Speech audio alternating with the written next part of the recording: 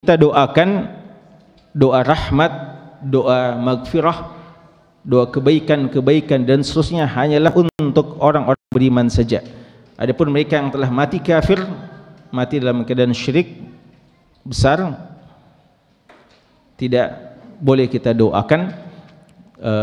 Dan ketika mereka masih hidup, peluang hidayah masih ada, karena itu mereka berhak untuk didoakan.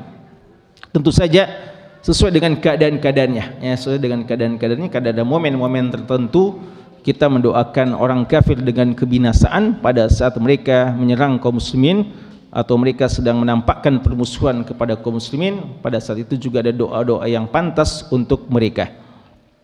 Ala kulli hal, jamaah sekalian, yang mau disebutkan oleh Imam Nawawi di sini adalah dalil dan bukti bahwa dianjurkannya kita mendoakan orang-orang yang sudah meninggal dunia, dan ini diantara sedekah yang terbaik, ya, diantara sedekah yang terbaik. Dia juga adalah bentuk sedekah, kita doakan mereka, karena doa-doa tersebut akan menjadi penambah pahala bagi mereka, ya, penambah pahala bagi mereka. Jika mereka adalah orang-orang yang tinggi derajatnya di sisi Allah, akan ditambah lagi tinggi derajatnya di sisi Allah.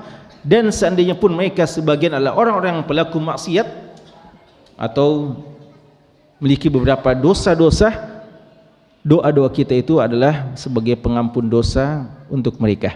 Dan ini sudah pernah kita juga terangkan dalam pembahasan tentang solat jenazah, ya, doa-doa kita pada waktu solat jenazah. Itu pengantar dari ayat yang disebutkan oleh Imam Nawawi rahimahullahu taala dalam bab ini. Mari kita lihat dua hadis pokok yang disebutkan oleh Imam Nawawi dalam bab ini. Hadis yang pertama datang dari sahabat yang mulia, sahabiyah bintu sahabi, Siddiqah bintu Siddiq, Ummul Mukminin Aisyah, an Aisyah radhiyallahu taala anha, wa an Aisyah radhiyallahu anha, dari Aisyah radhiyallahu anha, anna rajulan, bahwasanya seorang laki-laki, qala lin nabi sallallahu alaihi wasallam, berkata kepada Nabi sallallahu alaihi wasallam, inna ummi, sesungguhnya ibuku, uftulitat, sesungguhnya ibuku uftulitat nafsaha. Uftulitat nafsaha artinya meninggal dunia secara tiba-tiba. Wa uraha law takallamat, wa uraha bi dhammi alif, wa uraha juga law takallamat, andainya dia sempat berbicara sebelum meninggal dunia. Ini karena meninggalnya tiba-tiba. Dan menurut saya, seandainya dia sempat berbicara sebelum meninggal dunia, tasaddaqat, dia akan bersedekah, ya, mungkin dia akan berwasiat, tolong sedekahkan sebagian harta yang saya miliki. Fahal laha ajrun, apakah baginya pahala, bagi ibuku pahala? In tasaddaqtu anha, kalau saya bersedekah atas namanya. Qala na'am, kata Nabi sallallahu alaihi wasallam, iya. Muttafaqun alaih, hadis ini hadis yang sahih, diriwayatkan oleh Imam Bukhari dan Imam Muslim. Jamaah sekalian, ada beberapa hal yang perlu kita terangkan tentang hadis ini. Hadis ini diceritakan oleh Aisyah radhiyallahu anha, beliau mengatakan anna rajulan, ada seseorang. Tidak disebutkan di sini siapa orang yang dimaksudkan, tapi dalam beberapa riwayat menunjukkan bahwa yang dimaksudkan orang ini adalah sahabat yang mulia Sa'ad bin Ubadah, ya, laki-laki ini yang rajulun mubham dalam hadis ini, walaupun tidak disebutkan identitasnya, namun riwayat-riwayat yang lain menunjukkan bahwa dia adalah Sa'ad bin Ubadah radhiyallahu ta'ala anhu. Beliau datang kepada Nabi sallallahu alaihi wasallam melaporkan keadaan ibunya yang meninggal dunia, yang telah meninggal dunia. Dan Allah menakdirkan ibunya meninggal dunia dalam keadaan mautu faja'ah, mautu faja'ah, meninggal secara tiba-tiba. Ini juga sudah kita terangkan yang lalu bahwa di antara fenomena akhir zaman, dan itu sudah ada sejak zaman-zaman dulu, tapi akhir zaman ini mautu faja'ah, mati secara tiba-tiba, ya, mati, meninggal secara tiba-tiba. Dan meninggal secara tiba-tiba, dia kadang adalah suatu musibah, dan dia kadang juga adalah satu kebaikan, tergantung orangnya. Kan itu mautu faja'ah tidak bisa dipastikan dia adalah mati baik atau mati buruk.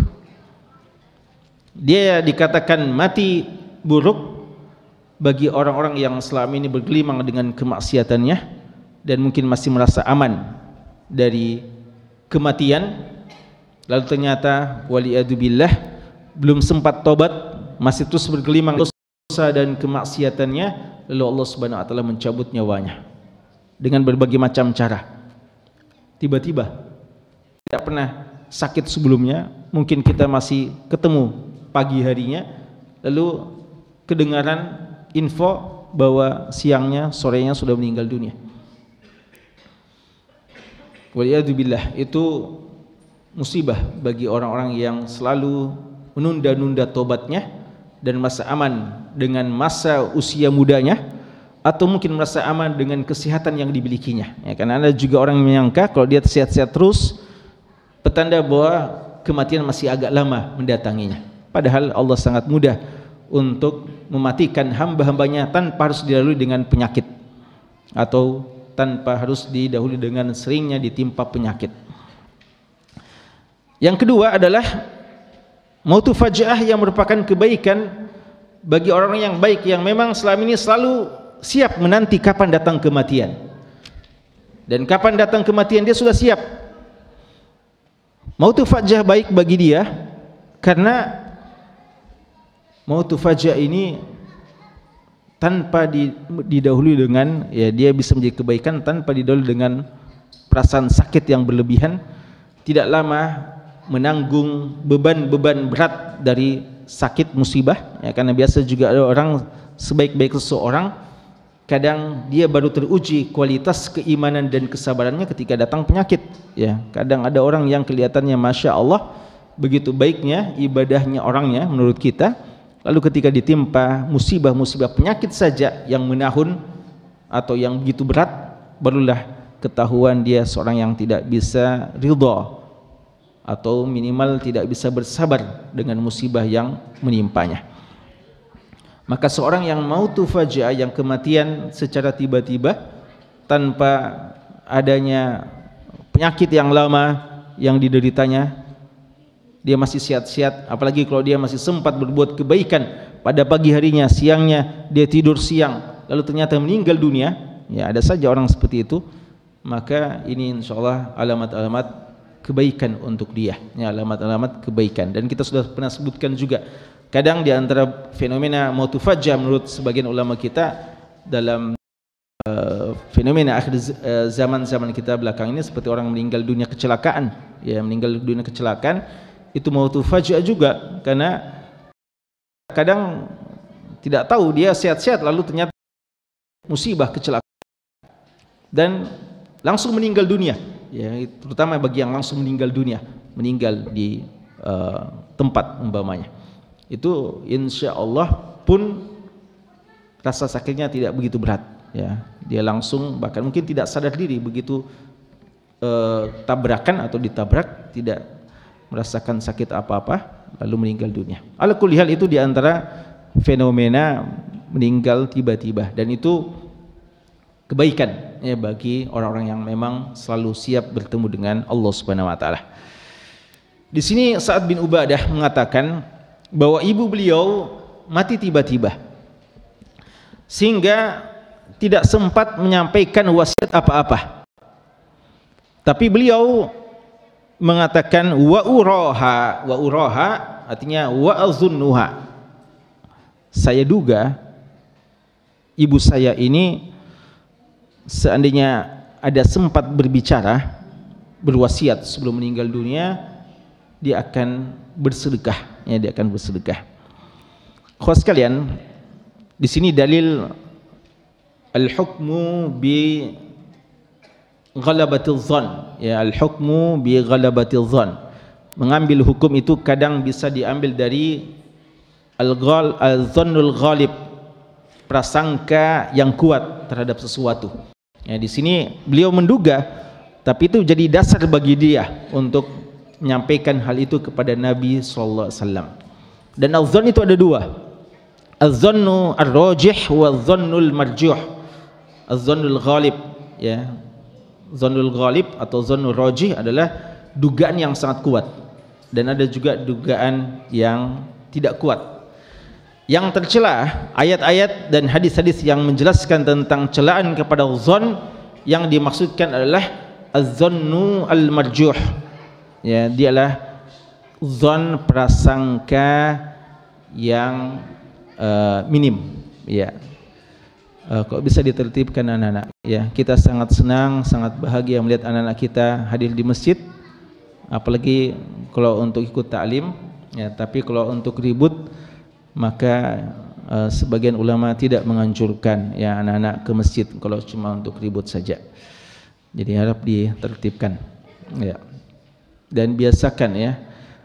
Dan bagus kalau anak-anak dibiasakan untuk memang kenal taklim, ya. Karena kalau mulai begini, nah khawatir tidak ada yang bisa mereka kenang apa-apa yang disampaikan hadirin, ya.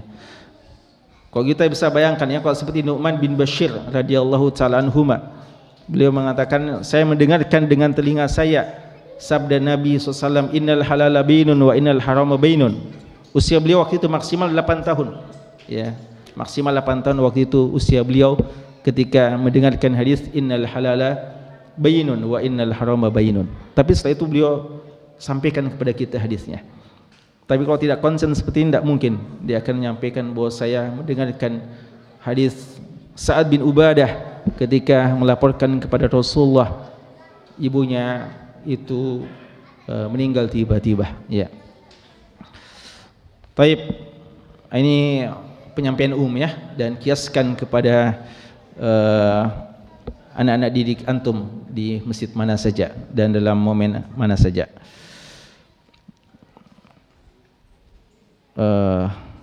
Mana tadi, ya, al-dhannul ghalib, al-hukmu bil-dhannil ghalib. Karenanya ikhwah sekalian, karenanya perlu difahami ketika ulama kita menyebutkan, ya, ketika ulama kita menyebutkan pembagian hadis mutawatir dan hadis ahad, ya, hadis mutawatir dan hadis ahad. Dan sebenarnya pembagian ini juga pembagian belakangan, ya, pembagian belakangan. Ada yang namanya hadis mutawatir, ada yang namanya hadis ahad. Namun, ya, kita mengambil pembagian ini, hadis mutawatir dan hadis ahad. Lalu ada pembagian bahwa hadis mutawatir adalah yufidul ilm al-yaqin. Ketika dia memberikan faedah keyakinan bahwa al-ilmul yaqin bi sihhati nisbati al-qaul ila qailihi, ya, keyakinan bahwa memang ini perkataan dari yang mengatakannya ini. Terserah siapa yang mengatakan. Kalau dia nabi maka nabi, kalau dia selain nabi lah selain nabi. Lalu ketika mereka berbicara tentang hadis ahad, mereka mengatakan hadis ahad yang sahih atau hasan, mereka mengatakan yufidul dhann, ya, yufidul dhann, memberikan faedah dhann saja. Ini yang menjadikan dalil kadang sebagian orang-orang Mu'tazilah, ya, dan yang tidak memahami dengan baik maksud para ulama kita ketika menyebutkan seperti itu. Mereka mengatakan selama dia yufidul dhann, kalau cuma dhann saja,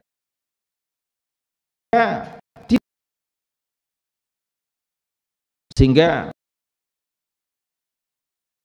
walaupun sahih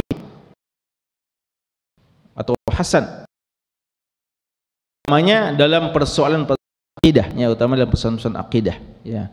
Lalu mereka mencoba dengan berbagai macam cara untuk menghubung-hubungkan antara bagaimana akidah itu sesuatu yang keyakinan dan bagaimana hadis ahad yang cuma yufidul dhann, yang tidak pantas untuk dijadikan sebagai dalil.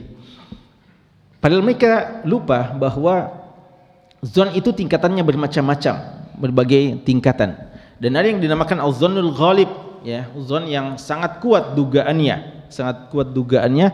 bahwa itu betul-betul dikatakan.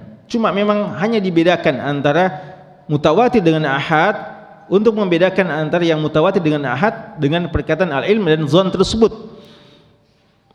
Ya, karena mutawatir itu memang tidak lagi keraguannya, ya, tidak lagi keraguannya sama sekali. Adapun yang namanya hadis ahad,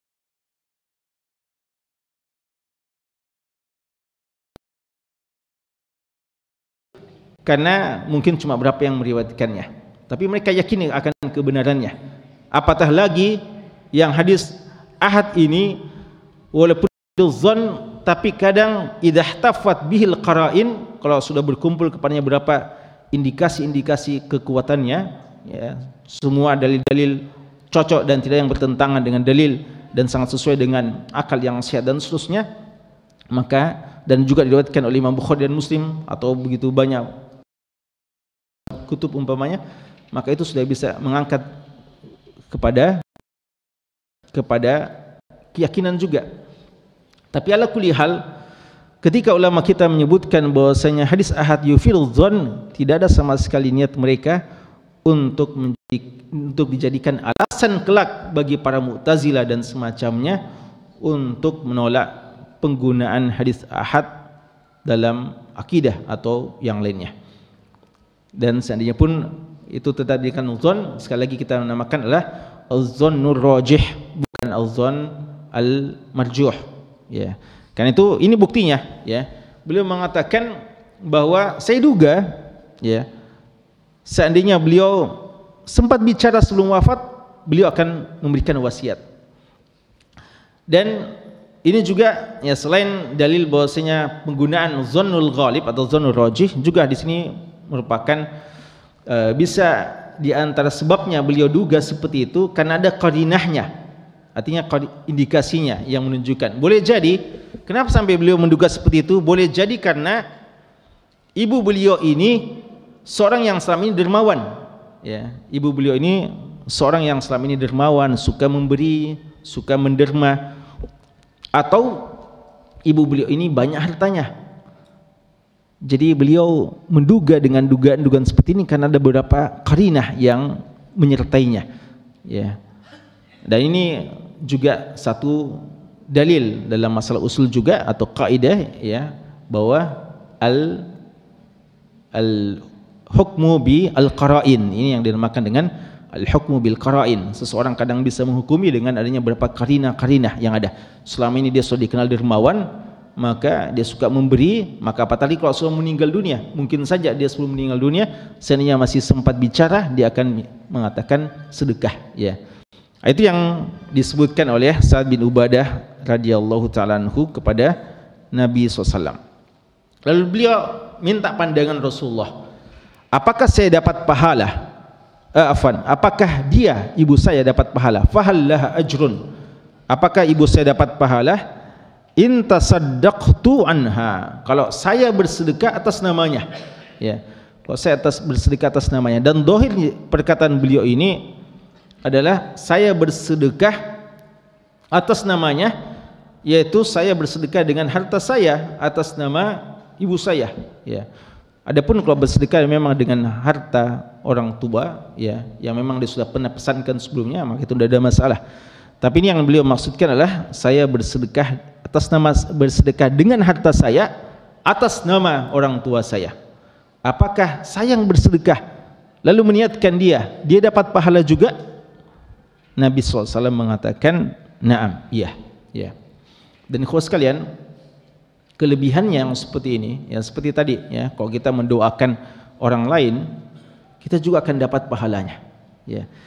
Kelebihannya kalau kita bersedekah juga atas nama orang lain, kita juga tetap akan dapat pahala, ya. Kita yang bersedekah dan kita niatkan orang lain, maka kita juga tetap akan mendapatkan pahala, ya. Contoh, antum juga menghajikan ibu antum, ya, yang sudah meninggal dunia umpamanya, atau yang sudah uzur tidak mungkin lagi bisa haji, dan antum sudah haji sebelumnya, antum mau haji sekarang ini untuk ibu antum, maka insya Allah dia akan dapatkan pahalanya dan antum dapatkan pahalanya. kepada Nabi SAW ketika seorang sahabat membawa anak kecilnya, apakah dia juga dapat pahala? Apakah dia bisa dapat pahala padahal masih kecil dihajikan? Rasulullah mengatakan, dan kamu juga yang membawanya dapat pahala. Ya, ini manfaatnya ketika kita memberikan kebaikan kepada orang lain, entah doa atau bersedekah atas namanya, kita dan saudara kita pun.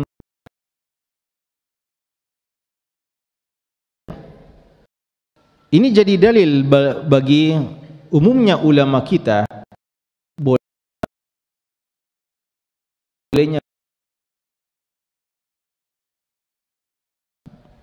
untuk mengirimkan pahala kepada mereka. Tapi seperti yang kita sebutkan tadi, sebagian ulama membatasi, ya, mereka mengatakan ini kasus anak dengan ibunya, ya, mereka kan keluarganya. Ya, jadi sebagian mengatakan ini hanyalah dalil tentang seorang anak kepada ibu. Tapi Allahu Ta'ala alam bahwa insya Allah, ya, bahwa dalam masalah sedekah ini pun lebih luas sifatnya, sehingga hal itu juga berlaku kepada yang lainnya. Namun tentu saja seharusnya didahulukan pada keluarga-keluarga yang terdekat dan dimulai dengan orang tua kita. Kemudian ikhwah sekalian, hadis yang terakhir dari hadis ini, hadis dari Abu Hurairah radhiyallahu taala anhu, Rasulullah sallallahu alaihi wasallam bersabda, "Idza matal insan, jika seorang manusia telah meninggal dunia, inqata'a amaluhu, putus amalannya, illa min salasin, kecuali 3. Sadaqatin jariyah, sedekah yang mengalir terus, au ilmin yuntafa'u bihi, atau ilmu yang diambil manfaatnya, au waladin salih yad'u lahu, atau anak soleh yang mendoakan untuknya." Rawahu Muslim. Hadis ini hadis yang diriwayatkan Imam Muslim. Hadis ini ikhwah sekalian salah satu hadis yang sangat terkenal tentang berbuat baik, ya, untuk atau pahala yang didapatkan bagi orang-orang yang telah meninggal dunia tapi dia memiliki saham kebaikan pada orang lain. Di sini Nabi kita sallallahu alaihi wasallam bersabda, "Idza matal insan," jika seorang telah meninggal dunia. Dalam sebagian riwayat, idza mata ibnu Adam, jika meninggal anak Adam. Dan riwayat mengatakan idza mata rajulu, jika mati seseorang. Dan semua maknanya sama, laki dan wanita maksudnya. Inqata amaluhu, amalannya terputus. Hadis ini khaskan jadi dalil bahwa hukum asal waktu beramal adalah masa hidup saja. Ya, hukum asal waktu beramal adalah masa hidup. Adapun setelah meninggal dunia bukan lagi waktu untuk beramal. Namun kelebihannya, Islam ini mengajarkan kepada kita melalui dalil Quran dan Sunnah bahwa ada beberapa amalan yang sudah tidak dikerjakan lagi, ya. Jadi memang karena tempat beramal dunia saja, ya, tempat beramal di dunia. Kita melewati 4 alam selama hidup, tapi cuma 1 alam untuk beramal. Kita melalui alam rahim, melalui alam dunia, alam barzakh, dan alam akhirat. 4 fase alam yang akan kita lalui ini cuma 1 untuk beramal, 1 saja tempat beramal, alam dunia yang sebentar ini. Namun ada amalan-amalan di dunia ini yang pahalanya terus kita dapatkan, ya, pahalanya terus kita dapatkan walaupun kita sudah meninggal dunia, ya, karena amalan-amalan yang lain kita sudah tidak mungkin kerjakan, ya, kita tidak kerjakan, tapi ada yang tetap akan kita dapatkan pahala walaupun sudah tidak kita kerjakan. Illa min salah, disebutkan 3, dan sebenarnya ini adalah kaidah umum, ya. Namun kalau mau penjabarannya lebih banyak daripada 3 ini, ya, nanti insyaallah kita akan sebutkan bagian akhir dari hadis ini 7 amalan lain, ya, atau 7 amalan yang terus mengalir pahalanya walaupun seseorang telah meninggal dunia. Ya, secara singkat ya. Pertama, sedekah jariyah, sedekah jariyah. Sedekah jariyah ini adalah infak, sedekah yang kita berikan yang pahalanya terus mengalir. Artinya terus bisa termanfaatkan. Terus bisa termanfaatkan. Entah masjid ya, bangunan untuk ibadah, atau kita memberikan sedekah untuk orang-orang yang berdakwah ya, atau untuk kepentingan dakwah, kepentingan menuntut ilmu, dan selama terus termanfaatkan maka dia terus akan mendapatkan pahalanya. Au ilmin yuntafa'u bihi, atau ilmu yang bermanfaat ya, ilmu yang bermanfaat. Apa saja yang pernah kita ajarkan dan terus diamalkan, maka kita akan mendapatkan pahala yang mengalir. Dan inilah khusus sekalian kenapa Nabi kita Muhammad SAW tidak akan mungkin bisa disaingi pahalanya oleh siapapun. Karena siapa saja yang beramal kebaikan hari ini, maka kembali pahalanya kepada Nabi SAW. Karena kebaikan apapun dalam Islam tidak akan pernah kita ketahui kecuali orang pertama yang mengajarkannya adalah Nabi Muhammad SAW. Ya, kalau kita mau berikan silsilah dari mana kita belajar ilmu agama, dari mana kita dapatkan hidayah, kita akan sebutkan si fulan. Lalu si fulan mungkin akan mengatakan saya dapat dari si fulan saya. Dan ujung-ujungnya semuanya kembali kepada Nabi kita Muhammad SAW. Ya, jadi silsilah kebaikan ini sampai kepada 1440 tahun yang lalu, ya, ketika atau lebih ya, sebelum Hijriah bahkan ya, 10 tahun sebelum Hijrah, 13 tahun sebelum hijrahnya Nabi kita sallallahu alaihi wasallam. Jadi 1453 tahun yang lalu, ya, 1453 tahun yang lalu kebaikan-kebaikan ini akan kembali kepada sanad pertamanya Nabi kita Muhammad sallallahu alaihi wasallam. Oleh karenanya jangan pernah mau ketinggalan dalam menyampaikan kebaikan walau ayah, dan itulah maksud Nabi kita sallallahu alaihi wasallam, balighu anni walau ayah. Bayangkan kalau ada satu ayat yang antum ingatkan kepada seseorang dan itu selalu terhunjam pada dirinya, dan setiap dia mau melakukan sesuatu dia ingat ayat tersebut yang pernah antum ajarkan, antum ingatkan, begitu besar pahalanya ya, yang antum akan dapatkan. Apalagi kalau banyak orang yang antum sampaikan dan dia akan ajarkan kepada orang lain, maka begitu banyak pahala-pahala yang antum akan dapatkan. Dan utamanya ya, yang sudah sering kita ingatkan, ajarkan surat Al-Fatihah ya, usahakan antum menjadi orang yang pertama kali mengajarkan surat Al-Fatihah kepada anak-anak atau seseorang, karena ini bacaan yang tidak akan mungkin ditinggalkan sama sekali oleh orang-orang yang sholat ya. Kalau ada orang yang sholat sepanjang hayatnya membaca surat Al-Fatihah 17 kali minimal sehari semalam, dan itu dia baca dengan benar, kan antum yang ajarkan, dan dia bisa resapi maknanya, kan antum juga fahamkan maknanya, maka pahala terus mengalir pada antum-antum sekalian. Apalagi kalau dia ajarkan lagi kepada orang lain dan terus berlanjut. Awaladin soleh yad'u lahu, atau yang soleh yang mendoakan untuk orang tuanya. Hadis ini khaskan jadi dalil ya, kata Imam Nawawi rahimahullah ta'ala dan ulama-ulama kita yang lainnya, keutamannya menikah ya, keutamannya menikah. Karena kalau tidak menikah tidak ada walad soleh ya, tidak ada yang mendoakan kita ya. Tapi bukan cuma menikah ya, menikah tapi usahakan punya walad soleh ya, punya anak yang soleh. Kalau menikah tapi anaknya ya tidak soleh juga, nah ini masalah. Jadi usahakan setelah kita nikah ini, karena sudah ada upaya ya, kalau belum nikah berarti belum ada upaya untuk bisa mendapatkan kebaikan ini ya, dia cuma akan mendapatkan 2 saja mungkin kebaikan. Tapi ini Imam Nawawi bicara tentang ini, padahal beliau juga tidak menikah ya, sampai wafatnya.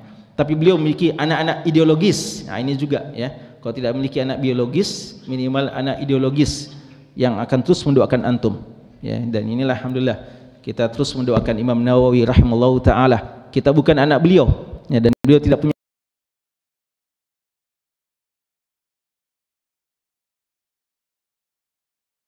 ya, jadi tapi lebih bagus kalau antum memiliki anak ideologis dan anak biologis yang juga menjadi anak ideologis antum ya. Karenanya nikah adalah sunnah yang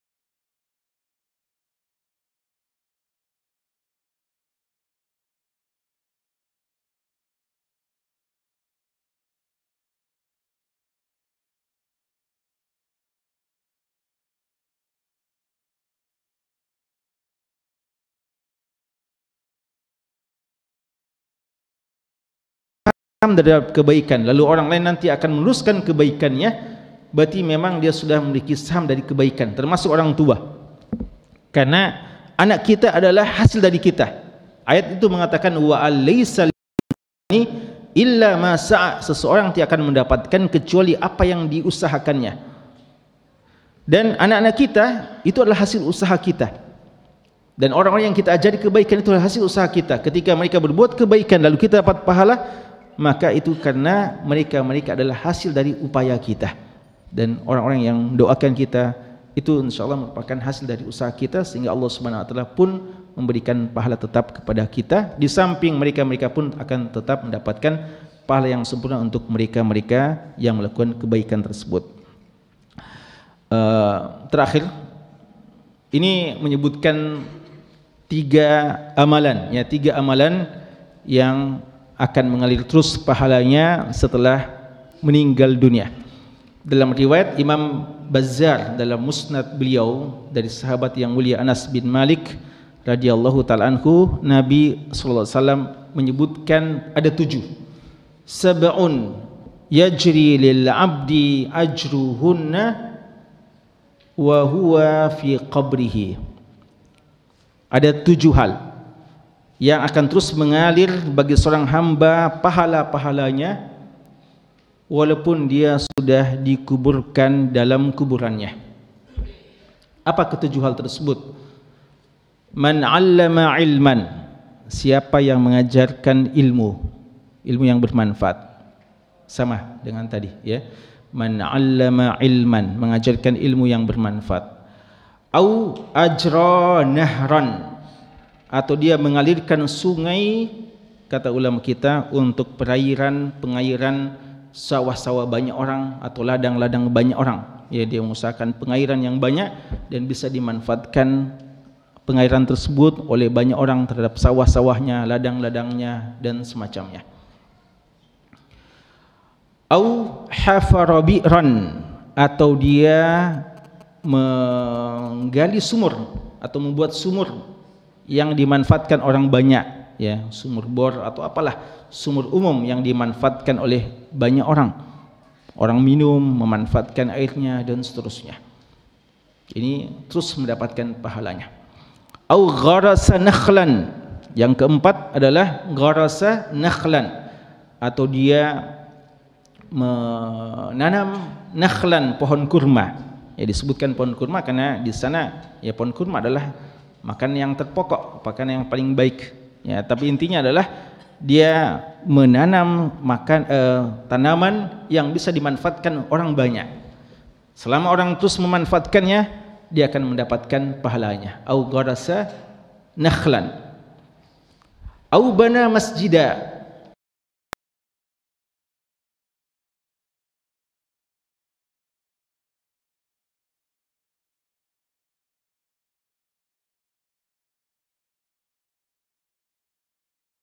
dia wakafkan mushaf, simpan mushaf di masjid, atau kepada orang hafidh Quran, anak kecil yang mau mengaji dan seterusnya.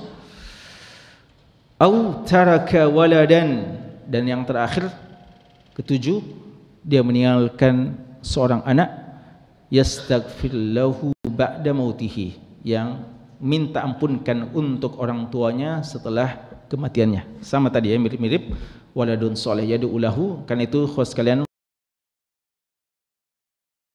soleh, di antara doa yang paling orang tua kita lah yastaghfir lahu, dia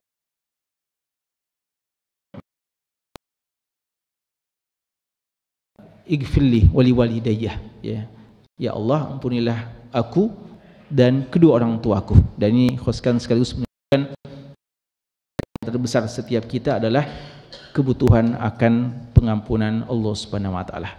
Ini 7 amalan-amalan yang perlu untuk kita perhatikan agar umur kita yang pendek ini tidak menghalang kita untuk mendapatkan pahala yang banyak dan pahala yang sepanjang hayat, sepanjang umur di dunia ini, ya, umur dunia ini, dengan cerdasnya kita memilih amalan-amalan. Maka ikhwas sekalian, di antara orang yang paling bahagia di samping adalah orang yang banyak amalannya, namun yang terbaik adalah orang yang cerdas dalam memilih amalan-amalan yang paling bisa dia nikmati pahalanya dalam waktu yang lama, ya, dibandingkan orang-orang yang sekedar beramal tanpa melihat kualitas dan jenis amalan-amalannya.